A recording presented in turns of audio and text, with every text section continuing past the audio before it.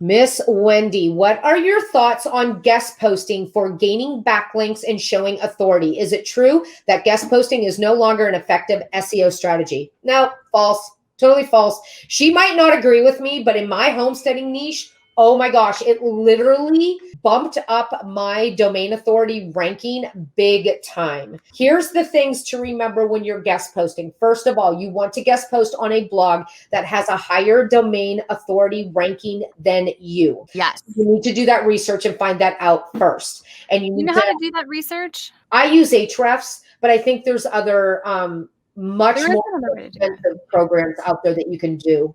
Is it Model-E or something? No. Uber Suggest. That's what it is. Uber Suggest. That's Neil Patel's thing. If you're looking for what that means, domain authority, Neil Patel is who we recommend as far as like overall. A ton of free help. A ton of help. And I still follow him like crazy all the time. Yes. Carrie Ann, Moz, that one too as well.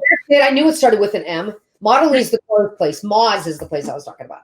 I like to think of that as like it's like handing someone your resume. Yeah. Right?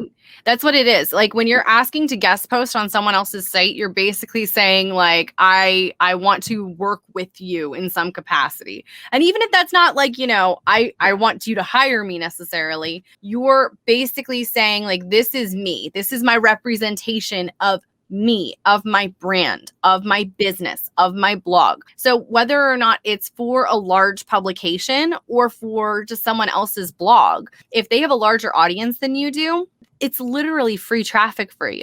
Yeah. It's literally free advertising. How awesome is that? Because like to me, that's fantastic. That's like worth its weight in gold. But you do want to make sure that you're putting your best foot forward. 100%.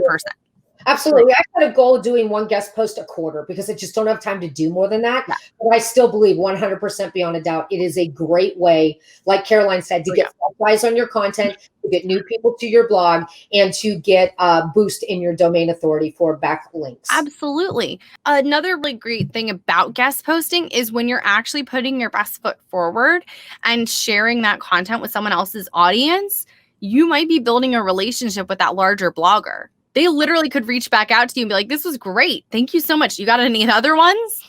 Do not do content swaps with people. That is not the way to do things. So you don't unless you know them.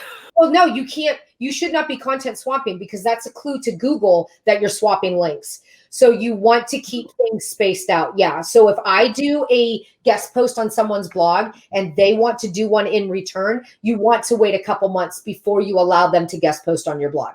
Because if not, it just looks shady. Google's smart. It's creepy how smart Google is. So you want to make sure that everything you do is done as authentically as possible. Yeah. Pam said, yeah, she's picky as well. And the guest posts she got were not good quality. Caroline, that was something she made me stop doing. You stop accepting guest posts because I was spending hours rewriting them. I should have just wrote it myself. So, I told her that she shouldn't have ever accepted this one that she literally spent 4 hours rewriting this post from this woman. 4 hours. And it has to be something like when you are accepting guest posts, you have to vet that person. And that's a whole different conversation, is accepting guest posts versus doing them. I think that it's free PR when you do them. But when you accept them, you are allowed to say no. You're allowed to look at this and be like, is this going to take me 18 years to rewrite? I'm not accepting this. This is ridiculous. I have said no. Yeah. I have said no numerous times. And then I finally said no more. Yeah. It will get to a point where it's just not worth it. It's way too much energy to deal with it. And you have to vet that process for yourself as well. But we are big fans of guest posting. I'm not a big fan of it as the only way that you're getting your blog out there, though. One more thing on guest posting, having somebody ask if they can make a guest post for you that includes a link to a certain website and they would pay you for it. You don't want that. No, that's shady. That's wrong. And Google don't like it.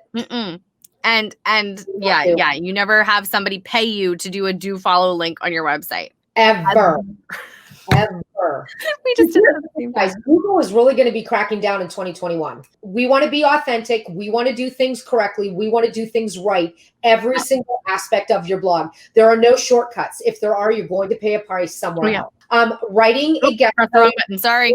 more than once, is it useful? Yes, it is. I routinely write for Carly's blog. Carly Campbell, she's a good friend of ours, and my decluttering blog really fits into her. I routinely write for her blog, but I don't do it often. I do it maybe 3 times a year. That's it. No more than that. Because again, I do not want to send up any flags whatsoever to Google. I am super, super conscious about that. I've worked too hard to get any black marks on my reputation, and that is something you have to remember. Yeah, you know what? And here's the thing that just goes to prove to you guys that every niche has its own platform, and you really need to think outside of the box to get your name out there. So homesteading was hard for me to get eyes on my blog, and I really had to think outside of the box. And that's when I started contacting the different online publications, which in turn led to working with the online school that subscription service that Mother Earth News has. So yeah, you really have to. That's the one.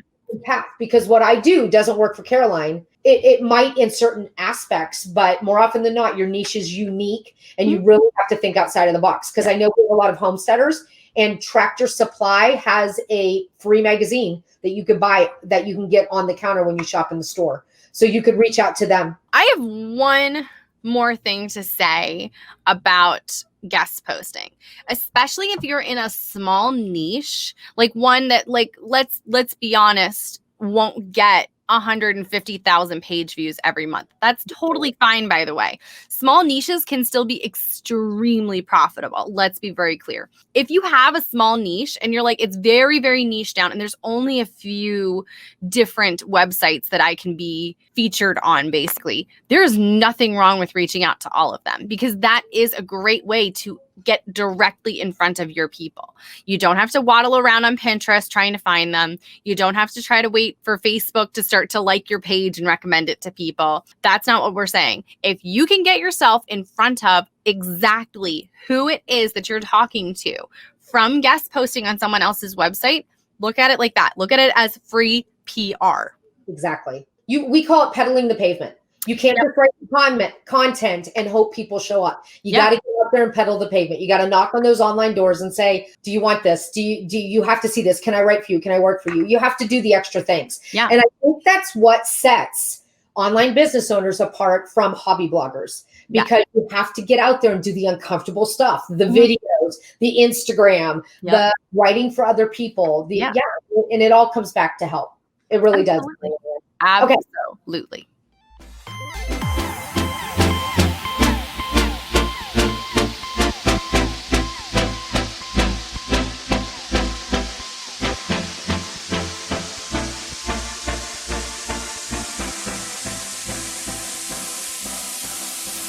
Okay.